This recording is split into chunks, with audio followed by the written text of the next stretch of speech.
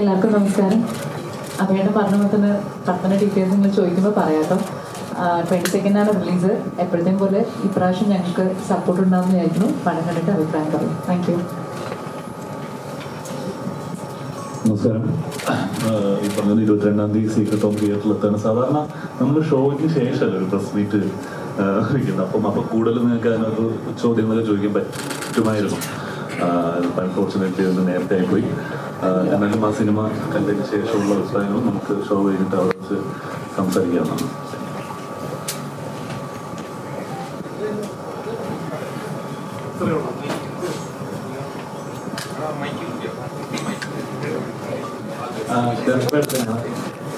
സീക്രട്ടോ അതിനകത്ത് തന്നെ പറയുന്നുണ്ട്, ഒരു എപ്പോഴും എല്ലാവരുടെയും ജീവിതത്തിലുണ്ടാവും എന്തെങ്കിലും സീക്രട്സി അല്ലെങ്കിൽ ഹൈഡ് ചെയ്യുന്ന എന്തെങ്കിലും ഉണ്ടാവും. ഇതിന്റെ പോസ്റ്ററുകൾ നോക്കിയാൽ പീസ് നോക്കിയാലും പറയാം, ഒരു എന്താ നമ്മൾ എല്ലാവരുടെ ലൈഫിലും ഫാമിലീസിനും ഉണ്ടാകുന്ന സീക്രട്സ് അത് ഒരു ത്രില്ലർ മോഡിലാണ് ഫീൽ ചെയ്തത്. ശരിക്കും എന്താണ് സീക്രട്ട് ഹോം അങ്ങനെ ടൈറ്റിൽ നോക്കിയതാണ്? അതിന്റെ ടാഗ് ലൈൻ തന്നെ എവറി ഹോം ഹാസ് സീക്രട്സ് എന്നുള്ളതാണ്. അതായത് നമുക്ക് എല്ലാ വീടുകളിലും നമ്മൾ പുറത്ത് പറയാൻ ആഗ്രഹിക്കാത്ത തരം സീക്രട്സ് ഉണ്ടാവുമല്ലോ. അപ്പോൾ ഈ സിനിമ സംസാരിക്കുന്നത് ഒരു ക്രൈം, ഒരു വീട്ടിൽ നടക്കുന്ന ഒരു ക്രൈമും അതിനെ ബേസ് ചെയ്ത് ഉണ്ടാകുന്ന സംഭവവാസങ്ങളിലൂടെയാണ് ഈ സിനിമ മുന്നോട്ട് പോകുന്നത്. അപ്പോൾ അത്തരം വിഷയം കൈകാര്യം ചെയ്യുമ്പോൾ ഈ സിനിമയ്ക്ക് പറ്റിയ പേര് സീക്രട്ട് ഹോം എന്ന് തന്നെയാണെന്ന് നമുക്ക് തോന്നുന്നത്. ഇതിൻ്റെ റൈറ്റർ അനിൽ ഉണ്ട്. അപ്പോൾ ഞങ്ങൾ ഒരുമിച്ചാണ് ഇതിൻ്റെ ഒരു നെയിം ഇതാണ് നല്ലത് എന്നൊരു തോന്നലിലേക്ക് എത്തും. ശരിക്കും ഇതിനകത്ത് 4 കേന്ദ്ര കഥാപാത്രങ്ങളുടെ ഇവർ മാത്രമേ ഉള്ളൂ, അതോ മറ്റു കഥാപാത്രങ്ങളും ഉണ്ടോ? മറ്റു കഥാപാത്രങ്ങളുണ്ട്. ഇവർ 4 പേരുമാണ് ഇതിൽ ഒരു ഈക്വൽ സ്പേസ് ഈ സിനിമയിൽ കൈകാര്യം ചെയ്യുന്നത്. അതുകൊണ്ട് കൂടുതൽ ഇവരുടെ മുഖങ്ങൾ നിങ്ങളുടെ പോസ്റ്ററിൽ കൂടുതൽ കാണും. ശരിക്കും പറയാൻ ടോൾമാനൊക്കെ കണ്ട് നിൽക്കുന്ന സമയത്ത് ശരിക്കും ആ ഒരു സ്റ്റോറി ലൈനില്ല, അങ്ങനെ ഒരു സ്റ്റോറി കീപ്പിംഗ് ഉണ്ടല്ലോ, ക്യാരക്ടേഴ്സ് ഇൻവോൾവ് ചെയ്യുന്ന രീതി, അവരുടെ ലൈഫ് സ്റ്റൈല്. ശരിക്കും ഇത് കാണുമ്പോഴും അങ്ങനെ ഒരു സെയിം ഫീലിംഗ് കിട്ടുന്നുണ്ട്. ശരിക്കും അത് എന്തെങ്കിലും കമ്പാരിസൺ വരുമെന്ന് പേടിയുണ്ടോ? ഇല്ല, അങ്ങനത്തെ പേടിയില്ല. കമ്പാരിസൺ ഒന്നും വരാൻ സാധ്യതയില്ല. രണ്ട് ഡിഫറെന്റ് സ്റ്റോറി ലൈനാണ്. സ്റ്റോറി ക്യാരക്ടർ ആർക്കൊക്കെ ഡിഫറെന്റാണ്. ഇപ്പൊ എന്റെ ജീവിതയുടെ ആ സിനിമയിൽ അനുവിന്റെയൊക്കെ ഇൻവോൾവ്മെന്റ് കൊണ്ടാണ് അങ്ങനെ ചോദിക്കുന്നത്. അങ്ങനെ ആയിരിക്കും. പക്ഷെ ഫോർച്യൂനേറ്റ്ലി നമുക്ക് വീണ്ടും ഒരുമിച്ച് വർക്ക് ചെയ്യാൻ പറ്റും. പക്ഷെ ആ സിനിമയായിട്ടോ അതിന്റെ കഥാഗതിയുമായിട്ടോ ക്യാരക്ടേഴ്സുമായിട്ടോ യാതൊരു ബന്ധവുമില്ല. അത് കൂടുതൽ മോശമാവുന്നെങ്കിലും ഉള്ളൂ. പിന്നെ ക്യാരക്ടേഴ്സ്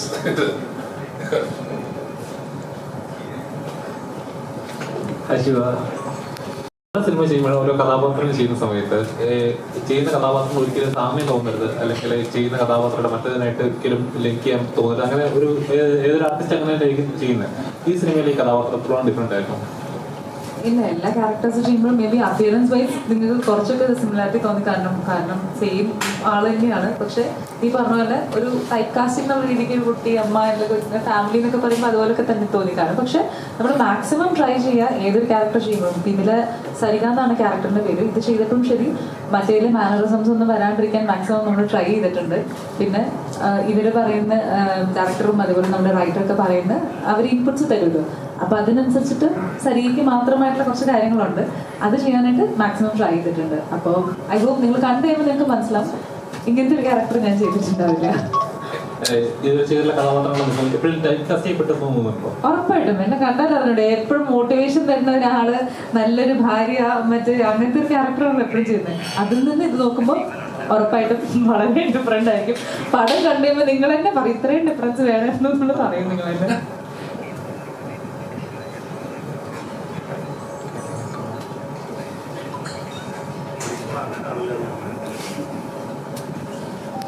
സിനിമ ചെയ്യുമ്പോൾ ഇപ്പൊ ഒരുപാട് നമ്മൾ സീരീസ് കാണുന്നതാണ്, ക്രൈം സീരീസ്, മിസ്റ്ററി, അങ്ങനെ കാണുന്നതാണ്. അപ്പോൾ ഓരോന്നും ചെയ്യുന്ന സമയത്ത് അത്രത്തോളം പ്രേക്ഷകരെ എൻഗേജ് ചെയ്യിക്കുക എന്നുള്ളൊരു എലമെന്റ് ഉണ്ട്. കാരണം പണ്ടത്തെ പോലെയല്ല, ഓരോ സിനിമ കാണുമ്പോൾ ഇപ്പോൾ ഒരു ഇത് ആ സിനിമയിലെ സീരീസ് ഇതേപോലെ കമ്പാരിസൺസ് വരാറുണ്ട്. അപ്പോൾ ഇങ്ങനൊരു സിനിമ ചെയ്യുന്ന സമയത്ത് എത്രത്തോളം സീരിയസ്ഫുള്ളായിരുന്നു?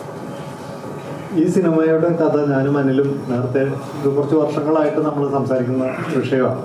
പക്ഷെ അത് ഏത് സമയത്ത് ചെയ്യണം എന്ന കാര്യത്തിൽ മാത്രം നമുക്കൊരു ഉറപ്പില്ലായിരുന്നുള്ളൂ. കാരണം ഒരു ഡാർക്ക് അല്ലെങ്കിൽ ഇത്തരം ഒരു സിനിമ ഏത് തരത്തിൽ പ്രേക്ഷകരെ ആക്സെപ്റ്റ് ചെയ്യുന്നുള്ള കാര്യത്തിൽ ഡൗട്ടുള്ള സമയത്താണ് ഞാൻ വേറൊരു സ്ഥലത്ത് പറഞ്ഞിരുന്നു.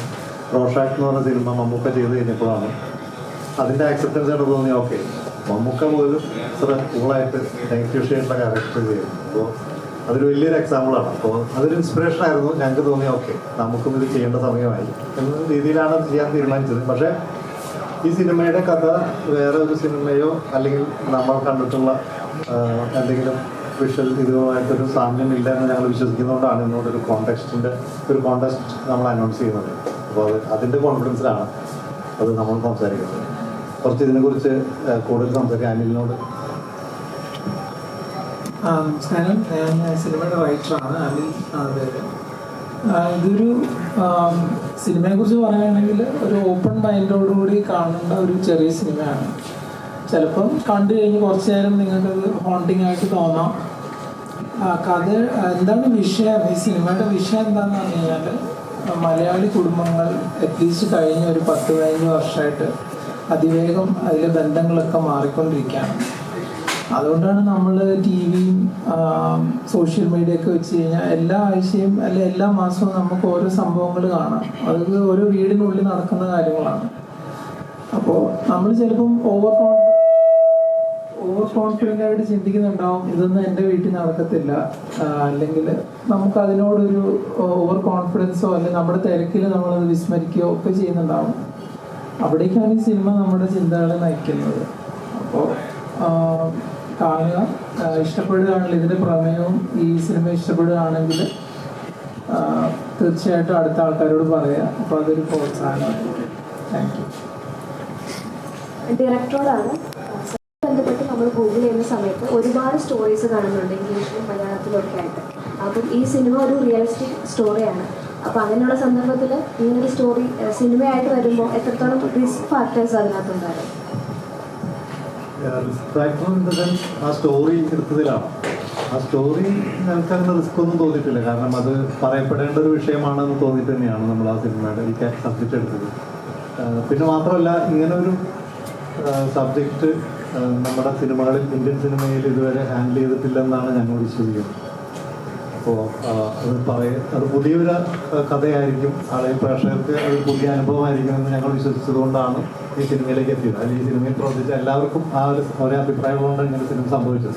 പ്രത്യേകിച്ച് പ്രൊഡ്യൂസർ നമ്മുടെ സന്തോഷ് തിരുവിത്തമെന്നാണ് നമ്മുടെ പ്രൊഡ്യൂസർ. മുമ്പത്തെ ഞങ്ങളുടെ വീണോട്ടത്തിലാണ് കുഞ്ഞുമണി കോസ്റ്റൊരു സിനിമയൊക്കെ അദ്ദേഹം തന്നെയാണ് പ്രൊഡ്യൂസ് ചെയ്തത്. ഈ ഒരു സബ്ജക്റ്റ് പ്രൊഡ്യൂസ് ചെയ്യാനായിട്ട് ഒരു പ്രൊഡ്യൂസറെ കിട്ടുക ഒരു ടഫായിരുന്നു. കാരണം നമ്മളൊരു ഭയങ്കര പ്ലസൻറ്റ് മാസ് അങ്ങനത്തെ സിനിമകളൊന്നും അല്ല, വേറെ കുറച്ചൊരു ഡിഫറെൻ്റ് ആയിട്ടൊരു സബ്ജക്റ്റാണ്. അപ്പോൾ അത് അദ്ദേഹം ഇതിൽ വിശ്വസിച്ചു, ഈ സിനിമയിൽ വിശ്വസിച്ചു. ഈ പറയപ്പെടേണ്ട വിഷയമാണെന്ന കാര്യത്തിൽ അതിൽ അദ്ദേഹത്തിൻ്റെ കോൺഫിഡൻസ്, അതാണ് ഈ സിനിമയിലേക്ക് എത്തിയത്. അപ്പോൾ ഇത് സിമിലർ നെയിംസ് നമുക്കിപ്പോൾ ഈ സീക്രട്ട് ഹോം ഫെമിലർ ആണ്. ചിലപ്പോൾ പല ഭാഷകളിൽ പലതരത്തിലൊക്കെ ആ നെയിം പറയപ്പെടുന്നുണ്ടാവും. പക്ഷേ അതുകൊണ്ടായിരിക്കും സെർച്ച് ചെയ്യുമ്പോൾ സിമിലർ നെയിംസ് വരുന്നത്. പക്ഷേ ഈ സിനിമയായിട്ട് അതിനൊന്നും ബന്ധമുണ്ടാവില്ലെന്നാണ് ഞങ്ങൾ വിശ്വസിക്കുന്നത്. നിങ്ങൾ സിനിമ കണ്ടിട്ട് ആണത് പറയുന്നത്. ഇപ്പോൾ മറ്റന്നാൾ സിനിമ തിയേറ്ററിൽ എത്തും. പേര് തന്നെ സീക്രട്ട് ഹോം തന്നെയാണ്. ഇപ്പൊ റിവീൽ ചെയ്യാൻ പറ്റിയ എന്തെങ്കിലും സീക്രട്സ് ഉണ്ടോ? കഥാപരമായിട്ടുള്ള സീക്രട്ട് ആണോ ഉദ്ദേശിച്ചത്? സീക്രട്ട് ഹോമിൽ പ്രേക്ഷകർക്ക് എന്താണ് നിങ്ങൾ നൽകാൻ പോകുന്നത്?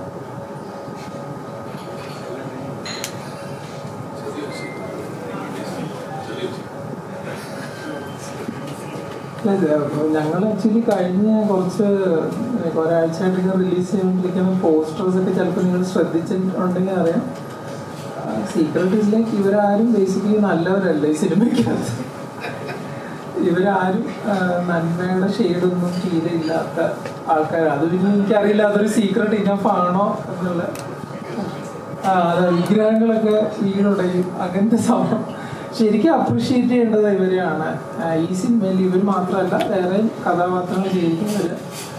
നമ്മളിപ്പോൾ ചന്തു പറയുകയാണെങ്കിൽ നമ്മളിപ്പോൾ ചന്തുവിനോട് ചെയ്യുമോ, അപ്പോൾ ചന്തു വിചാരിച്ചാൽ അങ്ങനെ ചോദിക്കുന്നത്. അപ്പം ചിലർക്ക് അങ്ങനെ ഒരു പ്രശ്നമാണ്. ഇത് ചെയ്ത് കഴിഞ്ഞാൽ അവസാനത്തെ ആ ഫ്രെയിമിലെങ്കിലും ഞാൻ കുറച്ച് നല്ലതാവോ, അപ്പോൾ അങ്ങനത്തെ ഒരു സംഭവം ഇല്ല എന്നുള്ളത് വേണ്ടി അതൊരു സീക്രട്ട് അത് കൊടുക്കുന്ന പോലെ നമുക്ക് വിടാം.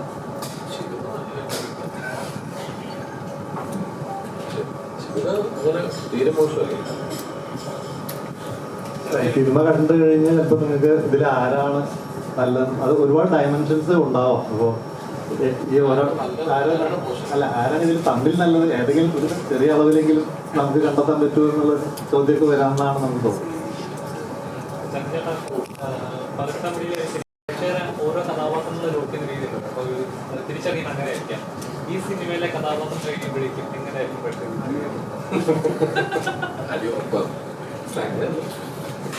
അല്ല ഫീനിക്സ് ഒരു സിനിമ എനിക്ക് ലാസ്റ്റ് എന്നെ ഐഡന്റിഫൈ ചെയ്തൊരു നല്ലൊരു ശതമാനം ഓഡിയൻസ് ഐഡന്റിഫൈ ചെയ്ത സിനിമ. ആ ക്യാരക്ടറോട് ഒരു ബന്ധവും ഈ സിനിമയുടെ പ്രായം കൊണ്ടോ പെരുമാറ്റം കൊണ്ടോ രീതികൾ കൊണ്ടോ ചേഷ്ടകൾ കൊണ്ടോ ഇല്ല. മാക്സിമം അതിനകത്ത് വേരിയേഷൻ ഉണ്ടാക്കാൻ അത് 2 സമയത്ത് ഷൂട്ട് ചെയ്യുന്ന സിനിമയാണെങ്കിൽ കൂടി എനിക്ക് ഭയങ്കര സന്തോഷമുള്ള കാര്യമാണ്. ഫിനിക്സ് പോലെ സിനിമ കഴിഞ്ഞിട്ട് ഇങ്ങനൊരു സിനിമ ക്യാരക്ടർ ഭയങ്കര ചേഞ്ചാണ്. അപ്പം എന്നെ ഐഡന്റിഫൈ പെടുന്ന എങ്ങനെയാണെന്ന് വെച്ചാൽ മോശമായിട്ടൊക്കെ ഇത്രയും മോശമായിട്ടൊക്കെ പറ്റുമോ അങ്ങനെ വല്ലതും അങ്ങനെ ഒരു പെർഫോമൻസ് ബേസ് തന്നെ മോശമൊന്നല്ലല്ലോ, ആ ക്യാരക്ടർ മോശമൊന്നുമില്ലല്ലോ. അങ്ങനെ മോശക്കാരനാണെന്ന് നിങ്ങൾക്ക് ഫീൽ ചെയ്യുന്നുണ്ട്, ചികട്ടവനാണെന്ന് ഫീൽ ചെയ്താൽ ഞാൻ രക്ഷപ്പെട്ടു. ഓരോരുത്തരും രക്ഷപ്പെട്ടു, അവരവരെ ഫീൽ ചെയ്യിപ്പിച്ചാൽ. പിന്നെ ചേട്ടൻ പറഞ്ഞ ഇതിൽ ആരാ കൂടുതൽ മോശം, അത് ഇസ് വെരി റിലേറ്റീവ്. അതാണ് നേരത്തെ അല്ലേട്ടൻ പറഞ്ഞ പോലെ നമ്മളെ വീഡിയോയിൽ സംഭവിക്കുന്ന കുറച്ച് കാര്യങ്ങളാണ് ചിലപ്പോൾ റിവീൽ ചെയ്യാൻ ബുദ്ധിമുട്ടുള്ള അങ്ങനെ കുറച്ച് സെൻസിറ്റീവ് ആയിട്ടുള്ള ഡെലിക്കേറ്റ് ആയിട്ടുള്ള ഏരിയ, ഒരു ചെറിയ ഏരിയയാണ് ഇവര് കേരളത്തിൽ നടന്ന ഒരു ഇൻസിഡന്റുമായി കണക്ട് ചെയ്തിട്ട് ഒരു ഫിക്ഷൻ ഉണ്ടാക്കിയിരിക്കുന്നത്. അങ്ങനെ എനിക്ക് പറയാം. ഒരു കോൺട്രവേഴ്സി സാധ്യത കോൺട്രവേഴ്സി ഉണ്ടാക്കുന്ന സിനിമയല്ല അല്ല കാര്യത്തില്ലേ. കോൺട്രവേഴ്സി യു എക്സ്പെക്ട് കോൺട്രവേഴ്സീസ് ഒന്നുമില്ല, പക്ഷേ പറയുന്ന പോലെ ശരി ഒരു സാധനം വരും.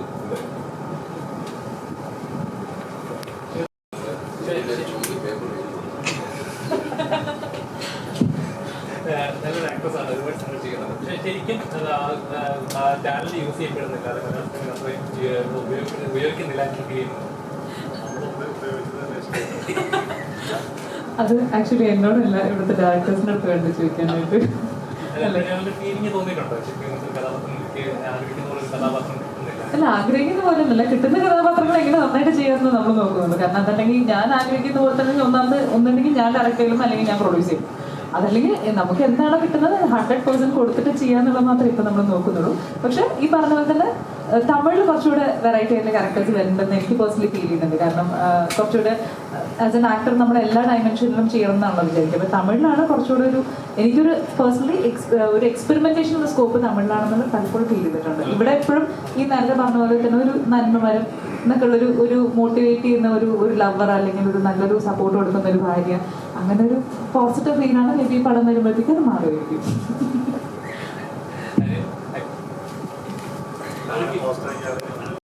അല്ല, ഒരു ഫിലിം ബാക്ക്ഗ്രൗണ്ട് ഉള്ള ഫിലിം ബാക്ക്ഗ്രൗണ്ട് ഉള്ള ഒരു ഫാമിലി നമ്മൾ. അപ്പം ഇങ്ങനെ ഉള്ളപ്പോൾ തന്നെ വേണമെന്ന് വെച്ച് കഴിഞ്ഞാൽ നല്ലൊരു എന്താ പറയുക ആഗ്രഹിക്കുന്ന ലെവലിലൊരു ഫിലിമിലോട്ട് കയറാം, അല്ലെങ്കിൽ റെക്കമെൻഡേഷൻ ചെയ്യാം, അങ്ങനെ വേണമെങ്കിൽ വെച്ചാൽ കയറാൻ പറ്റും. പക്ഷേ സ്വന്തമായിട്ട് വെച്ചിട്ട് ഇങ്ങനെ ഐഡന്റിറ്റി ഉണ്ടാക്കാൻ ശ്രമിക്കുന്ന ഒരു ആക്ടറായിട്ട് ഫീൽ ചെയ്യാം. ശരിക്കും വേണം ഇങ്ങനത്തെ ഒരു ഫിലിം ചെയ്യുന്ന സമയത്ത് അല്ലെങ്കിൽ ഇന്ന ഒരു മൂവിൻ്റെ കൂടെ വർക്ക് ചെയ്യണം അങ്ങനെ ആഗ്രഹം ഉണ്ടാവുമല്ലോ. അപ്പോൾ ഏതെങ്കിലും സിനിമ അങ്ങനെ ചെയ്യണം ആഗ്രഹിച്ചിട്ടുണ്ടോ? ഇങ്ങനെ അതായത് ഇന്ന മൂവിൻ്റെ കൂടെ വർക്ക് ചെയ്യണം വേണമെന്ന് വെച്ചാൽ മനസ്സുകൊണ്ട് വെച്ചാൽ അല്ല, അത് ഈ പറഞ്ഞ പോലെ ഒരു സിനിമ ഫാമിലി എന്ന് വന്നതുകൊണ്ട് നമുക്ക് വേണമെന്ന് വെച്ചാൽ എല്ലാം നടക്കും. അതൊക്കെ വളരെ തെറ്റായ ധാരണയാണ്. കാരണം അത് ചിലപ്പം ഒരു സിനിമ ആദ്യത്തെ ഒരു സിനിമയിലേക്ക് ഒരു അവസരത്തിന് അത് ഉപയോഗപ്പെടും എന്നതിൻ്റെ അപ്പുറത്തേക്ക് ഒരു സിനിമ ഫാമിലി എന്ന് വന്നുകൊണ്ട് വിചാരിക്കുന്നത് പോലെ എല്ലാ കാര്യങ്ങളും നടക്കും എന്ന് പറയുന്നത് വളരെ തെറ്റായ ധാരണയാണ്. അങ്ങനെയൊന്നുമില്ല. അതുകൊണ്ടാണ് ഞാൻ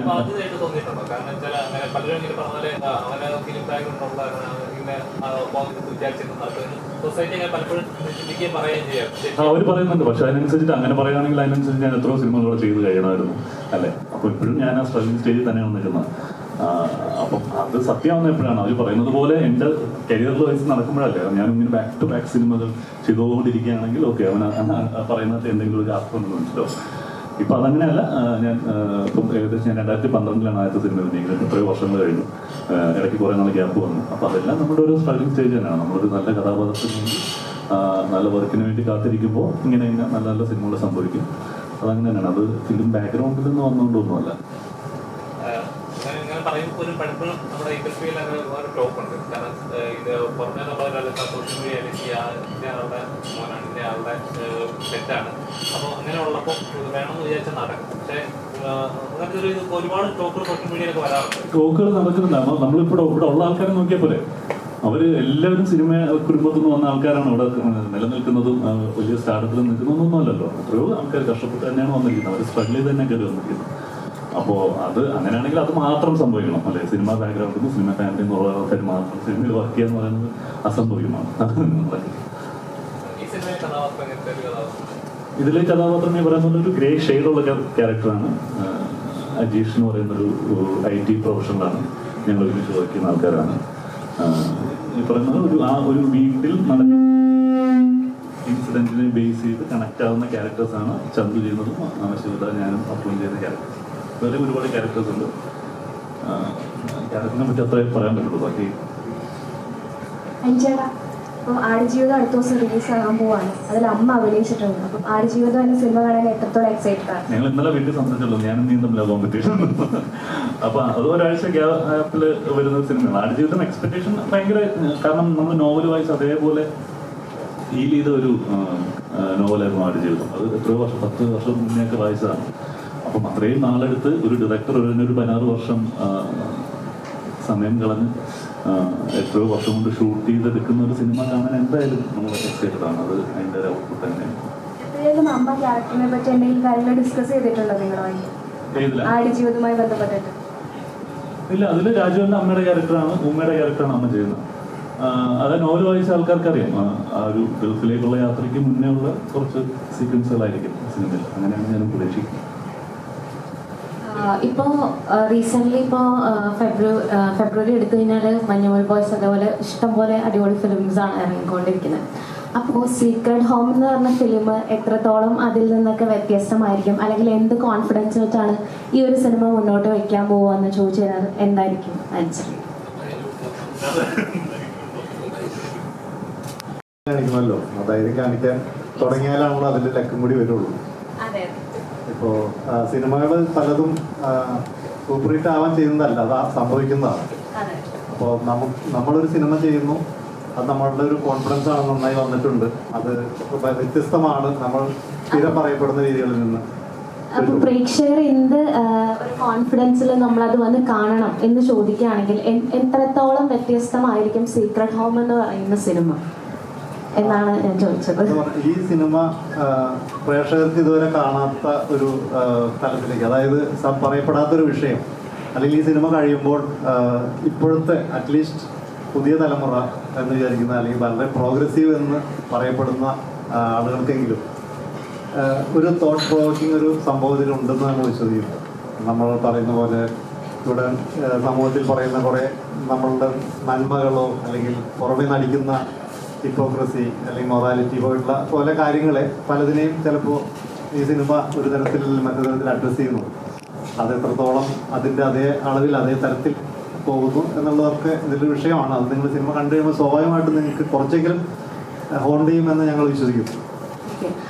റൈറ്റർ സാറിൻ്റെ അടുത്താണ്, എത്ര നാൾ കൊണ്ടാണ് ഈ ഒരു സ്ക്രിപ്റ്റ് ഇപ്പോൾ കുറച്ച് വർഷങ്ങൾക്ക് മുന്നേ സ്റ്റാർട്ടപ്പ് ചെയ്തതെന്ന് പറഞ്ഞത്, അപ്പോൾ ആ ഒരു ജോണറിനെ പറ്റിയും പിന്നെ ഈ ഒരു റൈറ്റിംഗ് പ്രോസസ്സ് എങ്ങനെയാണെന്നൊന്ന് ഷെയർ ചെയ്യണം.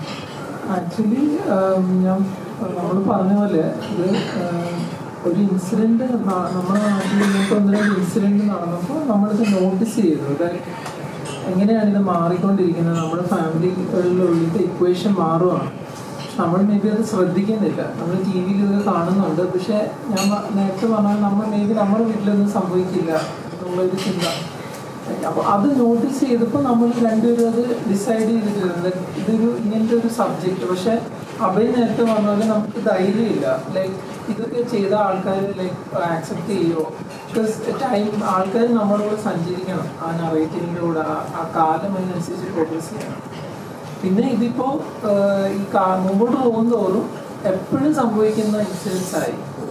അപ്പോൾ അങ്ങനെ ആകുമ്പോൾ നമുക്ക് കുറച്ചുകൂടെ ധൈര്യം വരും. നമ്മുടെ ഉള്ളിൽ നിന്ന് അത് കോൾ ചെയ്യുവാണ്, ഈ കഥ പറയപ്പെടേണ്ടതാണ് എന്നങ്ങനെ കോൾ ചെയ്യണം. അപ്പോൾ നമ്മൾ ഓൾറെഡി നമ്മുടെ മനസ്സിൽ ഫ്രെയിം വർക്ക് ഉണ്ടായിരുന്നു, ഒരു 4 years ഓൾറെഡി 5 years ആയിട്ട് നമ്മുടെ മനസ്സിൽ ഫ്രെയിം വർക്ക് ഉണ്ടായിരുന്നു.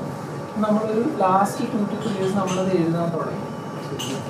ആ 3 years വേണം നമുക്ക് പറയാം റൈറ്റിംഗ്. പക്ഷെ നേരത്തെ മുതൽ നമ്മൾ ഓൺ ചെയ്യുന്ന ഒരു ഇൻസിഡൻ്റ് ആണ്.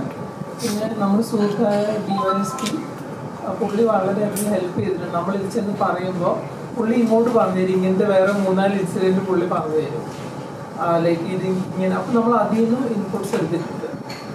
അപ്പം അങ്ങനെയാണ് ഇതിൻ്റെ ഒരു റൈറ്റിംഗ്.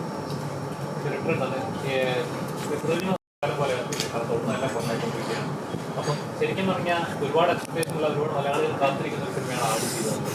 അപ്പോൾ ഈ മാർച്ച് 22 ഇത് റിലീസ് ചെയ്യുന്ന സമയത്ത് ഒരാഴ്ച ആഡ് ചെയ്തിട്ടുണ്ട്. അപ്പോൾ ഇത് തിയേറ്ററിന്റെ ലിസ്റ്റുകളൊക്കെ എങ്ങനെയാണ്? എത്രത്തോളം തിയേറ്ററുകൾ കിട്ടിയിട്ടുണ്ട്? ഇപ്പോൾ തിയേറ്റർ കിട്ടിയിരിക്കുന്നത് 60ഓളം തിയേറ്ററുകളാണ് നമ്മൾ റിലീസ് ചെയ്യുന്നത്. അതിനുശേഷം ഈ സിനിമ ആദ്യത്തെ 2-3 ദിവസങ്ങളിലാണല്ലോ ഇതിൻ്റെ ഒരു തീരുമാനം ഉണ്ടാവും. അപ്പോൾ ആ തീരുമാനത്തിൻ്റെ ഭാഗമാണ് നിങ്ങളും. അപ്പോൾ ഇത് എത്ര ദിവസം ഓടണമെന്ന് തീരുമാനിക്കേണ്ടത് ഈ സിനിമ കണ്ടവരുന്ന പ്രേക്ഷകരാണ്. അപ്പോൾ അത് ആദ്യം ഞങ്ങളുടെ ചലഞ്ച് ഇത് പ്രേക്ഷകരിലേക്ക് എത്തുക എന്നുള്ളതായിരുന്നു. ഒരു തിയേറ്ററിൽ ഡീസൻ്റായിട്ട് റിലീസ് ചെയ്ത് കുറച്ച് സെൻറ്റേഴ്സെങ്കിലും ഈ സിനിമ വരികയും അവിടെ കുറച്ച് ആളുകളെങ്കിലും കാണാൻ വരികയും ചെയ്യുന്ന പ്രതീക്ഷയിലാണ്. ആ വരുന്ന ആളുകൾ തുടർന്നുള്ള ദിവസങ്ങളിൽ ഈ സിനിമയുടെ കണ്ടന്റിനെ എങ്ങനെ ആക്സെപ്റ്റ് ചെയ്യുന്നു, അതിനെ മറ്റുള്ളവർക്ക് എങ്ങനെ എത്തിക്കുന്നു, ഇതിലാണ് ഞങ്ങളുടെ പ്രതീക്ഷ. ഈ ആടുജീവിതം പോലെ ഒരു ഗംഭീര സിനിമ വരുമ്പോൾ നമുക്കും വളരെ സന്തോഷമുണ്ട്, കാണാൻ ആഗ്രഹമൊക്കെയുണ്ട്. അതിൻ്റെ ഇടയിൽ ഒരു സ്പേസ് എങ്കിലും ഈ സിനിമയ്ക്ക് കിട്ടുമായിരിക്കും. നിങ്ങളെല്ലാം നല്ലത് പറയുവാണെങ്കിൽ ഈ ആളുകൾക്ക് ഇഷ്ടപ്പെടുന്ന സിനിമ അവിടെ വേറെ ഒന്നും ഉണ്ടാകാൻ പാടില്ല എന്നല്ലോ. എല്ലാവരും എല്ലാ സ്ക്രീൻസും അങ്ങ് ആടുജീവിതം എടുത്തിട്ട് പോകും എന്നുമില്ല. ഇതിനൊരു കൊള്ളാമെങ്കിൽ ഇതിനൊരു സ്പേസ് അവിടെ ഉണ്ടാവും എന്ന് വിശ്വസിക്കാം. നിങ്ങൾ ഓൾറെഡി പറയുന്നുണ്ട് ഇത് കുറച്ച് ക്രൂവലായിട്ടുള്ള ക്യാരക്ടേഴ്സാണ് എല്ലാവരും ചെയ്തിരിക്കുന്നത്. കുറച്ച് മോശം നന്മ കുറഞ്ഞ ക്യാരക്ടേഴ്സ് ഉണ്ട് എന്ന് പറയുന്നുണ്ട്. അപ്പം ചില സിനിമകൾ ഇറങ്ങുന്നതിന് മുമ്പ് തന്നെ ഇത്ര ഏജിനുള്ള മുമ്പുള്ള അല്ലെങ്കിൽ അതിന് ശേഷമുള്ള ഓഡിയൻസിനാണ് പ്രതീക്ഷിക്കുന്നതെന്ന് പറയുന്നത്. അപ്പം ഈ സിനിമ ഏതൊക്കെ ഏജിലുള്ള ഓഡിയൻസിനെയാണ് പ്രതീക്ഷിക്കുന്നത്?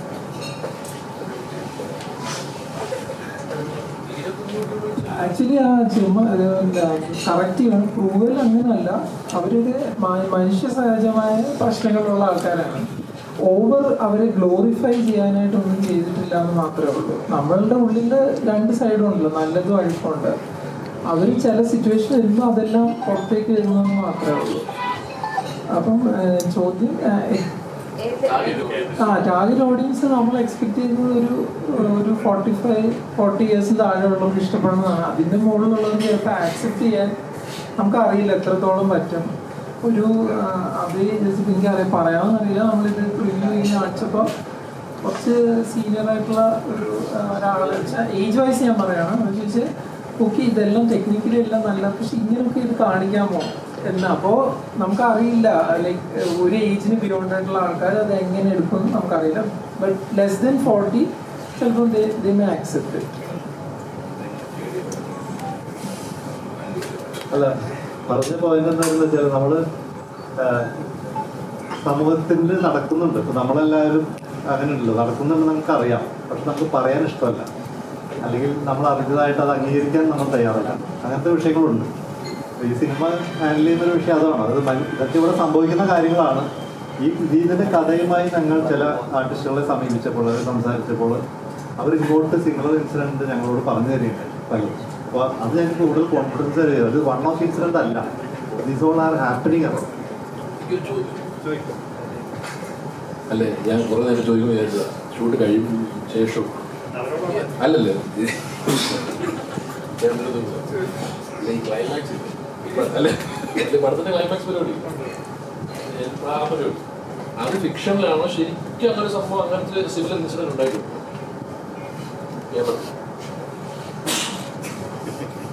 അതിനോട് സാമ്യമുള്ള ഇൻസിഡൻസ് ഉണ്ടായിട്ടുണ്ട്.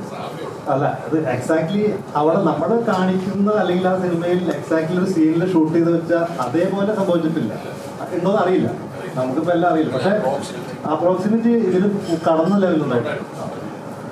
മറ്റു ആർട്ടിസ്റ്റുകളോട് ചോദിച്ചപ്പം ഇത് സിമിലർ ആയ ഇൻസിഡൻസ് ഉണ്ടെന്ന് പറഞ്ഞിട്ടുണ്ട്. അവരോട് ഇത് ചോദിച്ചപ്പോൾ അവരിത് അക്സെപ്റ്റ് ചെയ്യാതിരുന്നത് ഉണ്ടായിരുന്നു.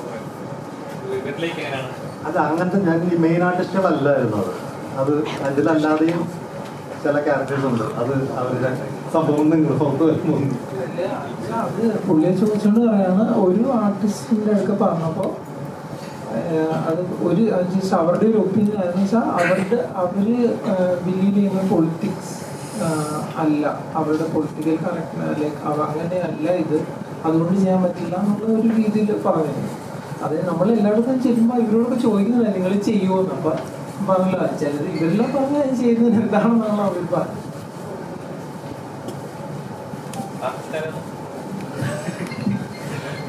അതായത് ഈ സിനിമ കണ്ടു കഴിയുമ്പോൾ സ്വാഭാവികമായിട്ടും നിങ്ങൾക്ക് മനസ്സിലാവും ഏത് ക്യാരക്ടർ ചെയ്യാനായിരുന്നിട്ടുണ്ടാവാം ഞങ്ങൾ അങ്ങനെയുള്ള ആളുകളെ സമീപിച്ചതും നിങ്ങൾക്ക് വ്യക്തമാവും. അത് ഗ്യാരണ്ടി.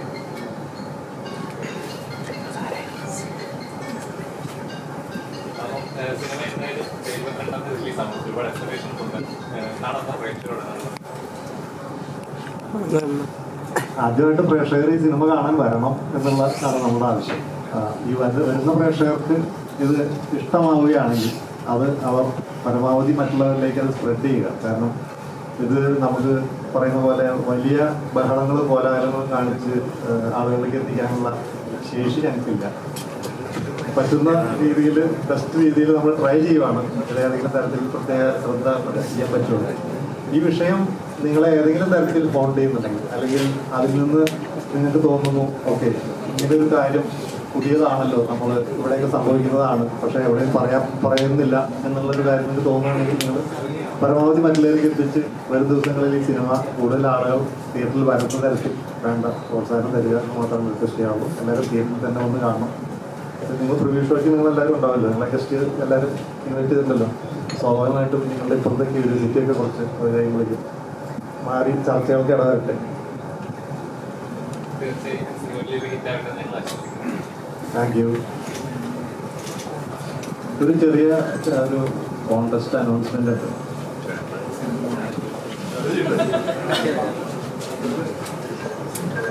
അത് ഇവർക്കറിയട്ടെ കോൺടെസ്റ്റ് എന്താണെന്ന്. കൂടുതൽ വീഡിയോസിനായി B4 Place ഫോളോ ചെയ്യൂ, സബ്സ്ക്രൈബ് ചെയ്യൂ.